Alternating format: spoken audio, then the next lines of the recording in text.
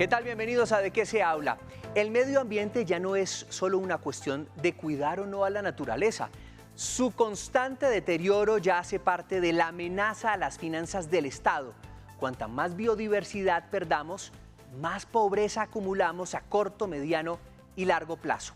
Nuestros compañeros de RTVC Noticias viajaron a los territorios más alejados de Colombia para que sus habitantes nos contaran, ellos que son testigos directos de la degradación de sus recursos ambientales por la falta de control por parte del Estado de dichos recursos.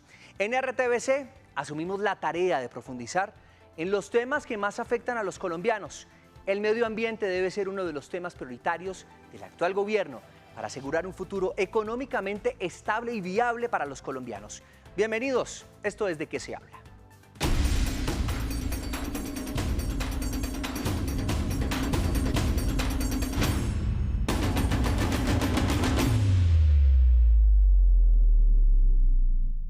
Hoy los invitamos a hablar sobre nuestro medio ambiente, y es que según cifras del Ministerio de Medio Ambiente, el año pasado en Colombia aumentó la deforestación, ojo, un 10%. La Amazonía colombiana y el Guaviare específicamente son los más azotados por este fenómeno, y es que en los 3 primeros meses de este año se produjo una tala de 50.400 hectáreas. Presten mucha atención a lo que nos relatan los colombianos que están en el departamento del Guaviare. A raíz de la desmovilización de las FARC, pues digamos estos territorios que estaban controlados por ellos, de alguna manera ellos tenían unas normas de convivencia allí donde prohibían las tumbas grandes de selva. Una vez salieron ellos, el territorio quedó sin ningún tipo de presencia de ningún grupo armado. El Estado también, digamos, falló en términos de que no recuperó ese territorio, no controló este territorio. Seguimos siendo el segundo departamento más deforestador del país y no es un título que nos agrade, pero es una realidad. Con el agravante de que hacemos parte de la Amazonía y que pues ya eso nos implica una responsabilidad grande con el cuidado y la protección de los recursos naturales. Cada día que se tumba es un aumento gigantesco, más cuando hay personas, industrias, dineros oscuros si se quiere, que en un solo ejercicio de un día están tumbando 100, 200 hectáreas. No es el pequeño campesino, por supuesto, que no tiene ni el dinero ni la capacidad física para lograr esos ejercicios, pero también ellos en su desconocimiento y en su falta de manejo del territorio, de hectárea, 2 hectáreas, 3 hectáreas, suman a toda esta cantidad de deforestación. Hay una incidencia que se puede hacer sobre estos campesinos y sobre todas estas comunidades, y creo que es lo que se puede trabajar directamente, pero también hay que hacer algo con los que tumban 200 hectáreas diarias que rápidamente se transforman en miles. La idea es que nosotros, como personas que vivimos el conflicto armado, ahora conservemos y preservemos lo que tenemos, ¿sí? No a la tala de bosques, no a la contaminación de las aguas, bregar a sacar proyectos donde nosotros mismos podamos reforestar el sitio, podamos conservar y cuidar. Pues en nuestra mesa nos acompaña Manuel Rodríguez Becerra, fue el primer ministro de Medio Ambiente de nuestro país, presidió el panel intergubernamental de bosques de la ONU, también fue miembro de la Comisión Mundial de Bosques y Desarrollo Sostenible, es el presidente del Foro Nacional Ambiental y además profesor emérito de la Universidad de los Andes. Como dice doctor, esta habitante del Guaviare, ¿por qué la deforestación a gran escala está financiada por dineros negros o dineros oscuros? Y además, ¿qué está dejando de hacer las autoridades para que esto siga ocurriendo? Porque son cerca de 200 hectáreas diarias. Bueno, el último gobierno dejó un registro de 700.000 hectáreas deforestadas. Y lo más paradójico es que el presidente Duque hacia el exterior dijo que su política antideforestación había sido muy exitosa, que es inaceptable que diga eso y que divulgue eso. Y lo grave es que en el exterior se lo han creído. Pero claro, un fracaso fenomenal. Ahora, en el gobierno de Santos en el segundo gobierno se habían producido 700.000 hectáreas de deforestación. En este aumentó y seguramente cuando tengamos los datos de 2022 vamos a encontrar que aún el problema es más grave. porque como usted lo mencionó, en el primer semestre de 2022 hubo una gran deforestación, así que este año seguramente podemos llegar a 180, 190 mil, 200 mil hectáreas de deforestación en la región amazónica, un fracaso rotundo. Ahora, eso tiene muchas causas, pero una de las principales es dineros ilícitos que están financiando la apertura de grandes haciendas para dedicarlas a la ganadería, incluso para la especulación de tierras, porque una tierra deforestada vale más que una tierra con bosque en esa región del país. Naturalmente hay algunos campesinos pobres que llegan allí A trabajar, a poner su mano de y obra. además y en busca de subsistencia, pero muchos de ellos acaban siendo pagados por estos grupos criminales para hacer la deforestación. Y es tan fuerte la cosa que incluso en estos días me contaron cómo hay un bulldozer D4, que es una máquina enorme para deforestar allá, ¿no? Y cómo llegar el D4 hasta allá. Imagínese usted lo que significa la inversión, etcétera, etcétera. Entonces sí, yo creo que uno de los grandes retos del presidente Petro es justamente cómo detener la deforestación, por una parte, y por otra parte, hacer un plan nacional de reforestación, sobre todo de restauración de bosques y también de bosques comerciales y sistemas silvopastoriles, con miras a recuperar parte de la cobertura forestal. Sí. Pero ojalá que el gobierno de Petro no vaya a caer en eso de los 180 millones de árboles, que eso es populismo ambiental, pero claramente lo que tenemos es que fijar unas metas de restauración, etcétera, etcétera. Y también en nuestra mesa nos acompaña Jimena Puyana Erazo, pastusa, ecóloga, con maestría en desarrollo rural y en evaluación ambiental, con más de 20 años de experiencia. Es gerente nacional de desarrollo sostenible del Programa de las Naciones Unidas para el Desarrollo PNUD. Y también, pues Jimena, una cosa es crear políticas educativas para generar conciencia de medio ambiente, y otra muy diferente, que dista además muchísimo de esto, es luchar contra las mafias implicadas tanto en las talas como en la minería ilegal. Hay que acabar primero con las mafias y luego tal vez crear esa conciencia en las poblaciones que quedan. Definitivamente no. Hay que trabajar en paralelo en ambas líneas.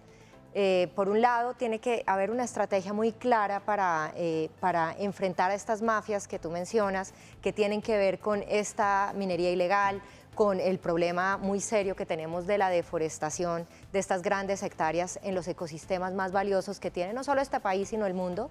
Y por otro lado, tenemos que avanzar en una estrategia positiva, propositiva, de conciencia ambiental, pero también del reconocimiento de las buenas prácticas que en muchos de estos territorios se están adelantando, con miras a aportar soluciones para detener la deforestación o para hacer un aprovechamiento más sostenible de los recursos naturales. Casi que se podría decir que tenemos a todas las generaciones en esta mesa y hemos invitado a Francisco Javier Vera, activista, ambientalista, asesor infantil, sé que lo conocen, de la Organización de Naciones Unidas, embajador de buena voluntad de la Embajada de la Unión Europea en Colombia, además fundador de Guardianes por la Vida, un grupo de niños y jóvenes unidos por la defensa de nuestro planeta. ¿Qué piensa un niño colombiano, Francisco, cuando ve a través de las noticias y de los diferentes medios de comunicación que están talando sus bosques de manera indiscriminada, Francisco? Bueno, pues antes que todo saludar a la mesa, a toda la audiencia, y pues siento tristeza realmente, preocupación también e indignación, digamos. Me siento indignado porque básicamente eso es lo que voy a heredar, son esos bosques, son esos páramos, son todas ese pulmón, esa biodiversidad la que voy a heredar. Y va a estar en una situación aún peor si no se toman medidas, si no se toman acciones drásticas y severas pues, para evitar y acabar, detener, mejor dicho, la deforestación en nuestro país. Sí, a mí me parece, Francisco, realmente que algo tenemos que estar haciendo mal, doctor Manuel, y no lo digo por la labor maravillosa que hace Francisco, que se supone que es un menor de edad que está, digamos, tomando conciencia. Y es increíble la conciencia que ya tiene y cómo adultos no logramos ese grado de conciencia y llegar hasta ese punto. ¿Qué es lo que podemos estar haciendo mal para que sean los niños los que nos estén hablando a los adultos cómo debemos tratar el planeta? Francisco no es que esté comenzando a tener conciencia, ya es un experto en el tema. Ajá. Es un ambientalista a carta cabal. Pero hablo de los niños, de los menores de edad, ¿no? Le puede dar sopa y seco a adultos. Claro, no, por sobre supuesto, por qué es pero necesario. de Francisco es un caso sui generis, pero hablo de cómo es que un niño que se supone, ¿no? La juventud, la niñez, que se supone que están precisamente aprendiendo, etcétera, pues ya tiene digamos, este llamado que hacen los menores de edad a los adultos, cuando deberíamos ser los adultos los que ya estemos pensando en qué le vamos a dejar a nuestros hijos. Él está pensando en cómo realmente necesitamos ya, es que es urgente. Bueno, antes de eso hay que decirle a los televidentes que la deforestación, si bien es la mayor en la región amazónica, se presenta con mucha fuerza en Antioquia, en los Santanderes, en los llanos orientales y en el Pacífico, donde tenemos nuestra otra gran selva húmeda. Yo creo que contra conservar los bosques obra un factor que me parece terrible, y es el desconocimiento que tienen de los bosques los colombianos. En estos días yo dicto clase en la Universidad de los Andes, y tengo 2 cursos, cada uno de 50 estudiantes. Para ser corto, a preguntarle a los 100 estudiantes, la suma de los 2 cursos, ¿quiénes han estado en la región amazónica? Había unos 10. ¿Quiénes habían estado en la región del Chocó? Había otros 10. ¿Quiénes diablos conocían algún bosque a fondo? Unos 20, entre 100. Entonces, cuando usted no conoce, cuando usted no ha estado en un bosque, es muy difícil que lo defienda, a no ser que tenga una sensibilidad especial como la de Francisco. Entonces yo creo que por ahí comienza el tema. Yo creo que en Colombia debe haber un programa de educación masiva a los estudiantes de primaria, bachillerato, universitario, masiva sobre los bosques y nuestros ecosistemas, pero llevarlos al terreno. Cerca de las grandes ciudades siempre hay bosques, siempre hay humedales, siempre hay páramos, etcétera, etcétera. Un país de una riqueza extraordinaria, y yo creo que eso sería ojalá que el ministro Gaviria, que conoce el tema ambiental, de hecho fue el director del Centro de los Objetivos de Desarrollo Sostenible de América Latina, enfrentara un programa masivo de educación, pero llevando la gente al territorio. No hay en unos escritorios un profesor que ni ha ido al bosque y unos estudiantes que tampoco. Pues ya que usted habla de eso, exministro Manuel, quiero preguntarle a Francisco. Francisco, ¿cómo lograste esa conciencia a tan temprana edad y qué significa ser activista del medio ambiente en un país como Colombia? Bueno, realmente pues en efecto lo que dice el profesor Manuel es verdad. Yo creo que yo logré mi conciencia primero por el territorio en el que crecí rodeado justamente de naturaleza, tal vez no directamente en un bosque, en una selva, pero sí en un pueblo, en Villeta, que está pues rodeado de un río, de la cordillera, rodeado de patos, gallinas, y yo creo que eso desde muy pequeña uno lo sensibiliza realmente, y pues necesitamos es justamente que cada vez más jóvenes, más niños, más niñas, tomen esa conciencia. Y también pues respecto a lo que nombrabas anteriormente de por qué básicamente los adultos no toman conciencia, pues porque pues en ocasiones, claro, vemos, y ya lo mencionaba anteriormente, hay otros intereses, hay intereses, claro, económicos que nublan esa conciencia, a quienes, por ejemplo, pues en ocasiones tienen la posibilidad de tomar decisiones o tienen la posibilidad de cambiar esas situaciones como la deforestación. Entonces yo diría que nosotros desde nuestra inocencia, sin esos intereses, tomamos conciencia de manera más fácil, ¿no? Y nos acercamos a la naturaleza por el simple hecho de que somos curiosos. Sócrates decía que los niños son los mejores curiosos, somos los que más nos preguntamos por qué, para qué, cómo, y pues en medio de la naturaleza eso se incrementa. Y ser activista ambiental en Colombia, pues yo diría que es defender esa biodiversidad. Colombia es el segundo país más diverso del planeta, contamos con ríos, con lagos, somos también una potencia en reservas de agua, pues claro, especies, de todo básicamente. Así que ser un activista ambiental también, pues además de eso, conlleva ciertos riesgos en el contexto que tenemos en nuestro país, ¿no? Pues aunque Francisco realmente nos llena de esperanza, siento no ser portador de buenas noticias porque la situación está bastante crítica. Jimena, si la tala de bosques sigue al ritmo que vamos, la biodiversidad colombiana está seriamente afectada, me imagino. Esto tenemos una fecha tal vez para decir somos inviables, no somos funcionalmente realmente sostenibles. ¿Tenemos de pronto alguna perspectiva de si vamos así, hacia dónde vamos? Bueno, antes de responderte esa pregunta, yo quisiera adicionar algo sobre el punto anterior, y es que efectivamente los niños y los jóvenes de hoy están viendo a este país, este planeta en crisis, ¿no? Están viviendo ya las consecuencias del cambio climático, están viendo las lluvias, las sequías y cómo eso impacta pues al planeta. Están oyendo también sobre la pérdida de la biodiversidad, todos los días salen estos datos de la deforestación y los mensajes de alarma que se dan frente a ello. Entonces, claro, se ha generado todo, afortunadamente, una nueva conciencia ambiental en una generación que pues va a recibir este planeta, y que ojalá más niños como Francisco y otros jóvenes que estarán tomando las riendas de este país y pues del planeta en total, tengan pues esa conciencia más pensando hacia la solución y hacia qué podemos hacer.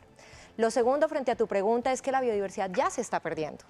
El planeta y los países y los gobiernos se plantearon unas metas, por ejemplo, que se llaman las metas Aichi de biodiversidad en el año 2010, 2011, de las cuales muy pocas se han cumplido.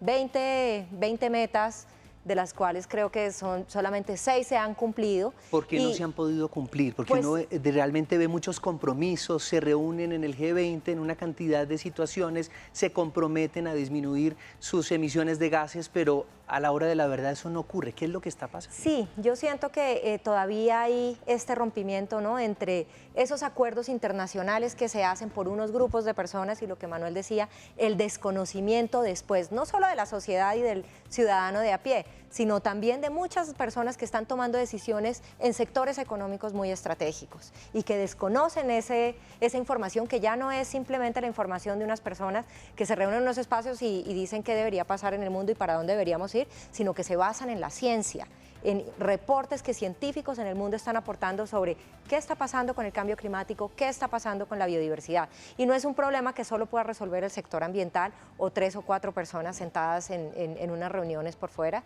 sino que son problemas que tienen que ser resueltos por la economía.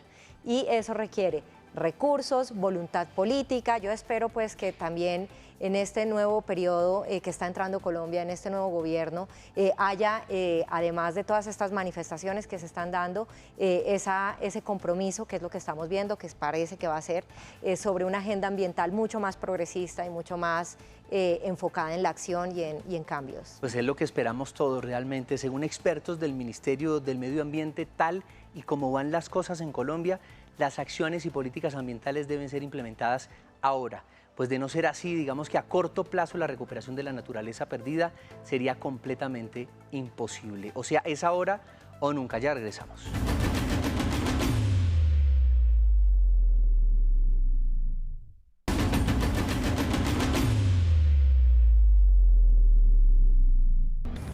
Paula.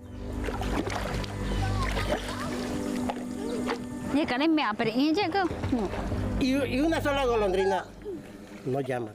Entonces es duro. El hombre, por uno, lo hagamos todos. El hombre está rompiendo el vestido de nuestra madre tierra, la está dejando desnuda. La tierra en sí no es nada si no están sus bosques, sus paisajes sobre ella. Quiero que los curacas, decimos acá, que tengan más acceso a la institución y que la institución también a la comunidad. Porque nosotros aquí organizamos, que cada 8 días nos reunimos, la comunidad y otras comunidades, venimos y nos sentamos. Pero cuando pasamos, los informan de nuestra necesidad, ahí para. Que los compromisos sean reales.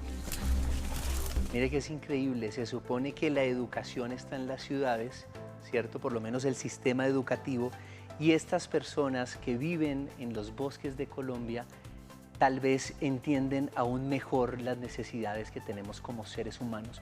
¿Qué opinión le deja esto que escuchamos desde el Amazonas? Bueno, yo básicamente he trabajado mucho con el tema de los resguardos indígenas, que es una de las apuestas más audaces de Colombia en términos de protección de la diversidad cultural y la diversidad biológica, y que en balance está siendo exitosa. 36% del territorio nacional son resguardos indígenas o propiedades colectivas de las comunidades negras.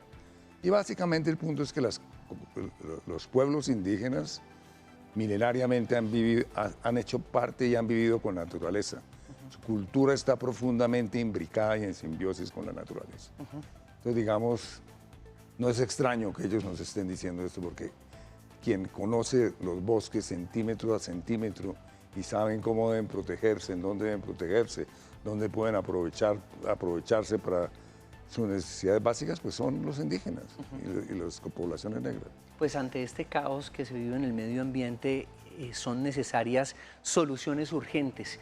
¿Cuál debería ser el debate, digamos, primordial, el debate inicial urgente que tenemos que hacer en Colombia? Yo creo que hay 3 prioridades que tienen el mismo nivel jerárquico. Uno, detener la deforestación y hacer una reforestación masiva. 2, proteger las aguas. País profundamente rico en aguas, que además está vinculado con el tema de los bosques. Y 3, comenzar a tomar medidas de adaptación frente a las embatidas del cambio climático. En este tercer punto ha habido, como usted lo decía antes, eventos climáticos extremos, de inundaciones, etc. Uno de los más fuertes que ocurrió de eventos extremos fue en el año 2010-2011, que en su momento se atribuyó a la Niña, pero que hoy en día se atribuye al cambio climático, de acuerdo a los estudios científicos. Se perdieron 11 billones de pesos en esa ocasión. Es decir, la mitad de la reforma tributaria que se propone hacer Petro. Y las buenas noticias es que, por ejemplo, en este momento el país ya pronto va a firmarse, va a otorgarse la concesión para adaptar el canal del dique, que tiene todo tipo de problemas ecológicos, no sé qué, no sé cuándo, que se reventó durante esa crisis de lluvias, y es un contrato que vale 3.6 billones de pesos. Entonces, digamos, y lo mismo, hay un proceso para tratar de adaptar la región de La Mojana, porque paradójicamente Colombia es un país profundamente rico en aguas, el país que más llueve del mundo, quizás que, ¿no? Etcétera, etcétera. Pero justamente el cambio climático está generando que las aguas de las que somos tan ricos sean una amenaza para nosotros. Entonces, por eso es tan urgente la adaptación.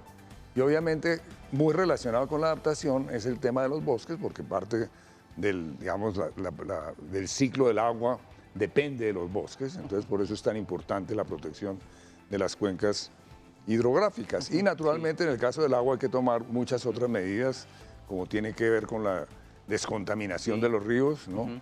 El 52% de las aguas servidas en Colombia, industriales y domésticas, las echamos a los ríos directamente. Y hay plantas de tratamiento, pero parece que muchas de esas no funcionan, así que el cálculo puede ser que del orden del 65% de las aguas servidas e industriales van de una a las fuentes de agua. Imagínense, lo que hay es trabajo por hacer, Jimena. El nuevo gobierno, de hecho, se ha marcado una serie de objetivos en los que ha ligado medio ambiente y cambio climático. Invertir en energías limpias es una estrategia adecuada, acertada en este momento. Pero quiero hacer una interrupción pequeña. Claro. Cuénteme. Hay que celebrar el nombramiento de la cúpula del Ministerio del Medio Ambiente.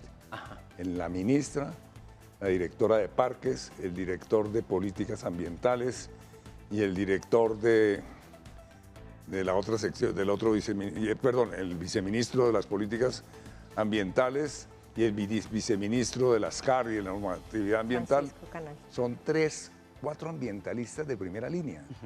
Y usted compara esa nómina con el anterior gobierno, pues parte de la nómina del Ministerio del Medio Ambiente en la cúpula es que tampoco sabían mucho de medio ambiente. Entonces, digamos, eso da mucha esperanza, porque ese es el tipo de gente que hay que nombrar.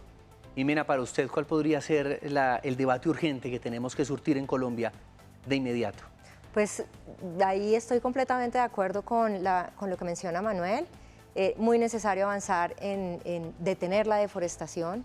Cambio climático, adaptación al cambio climático es fundamental, y agua, esos son ejes que además están completamente vinculados. La Amazonía, los bosques amazónicos son finalmente fundamentales también para el agua que se produce en las partes altas de nuestras cordilleras y que luego baja por los ríos y llega de alguna manera a La Mojana, una zona pues que requiere unas estrategias de adaptación al cambio climático muy importantes para que la población ahí asentada pueda llevar unos medios de vida, unas formas de vida resilientes de acuerdo a pues, lo que está ocurriendo ahora a las consecuencias del cambio climático. Entonces, me parece que esas son muy importantes y lo último pues, es Escazú, la implementación del acuerdo de Escazú de protección de líderes ambientales, creo que es muy importante. Se habla de algo clave y es increíble que todavía el debate sobre si hay o no cambio climático pues continúa abierto en el mundo.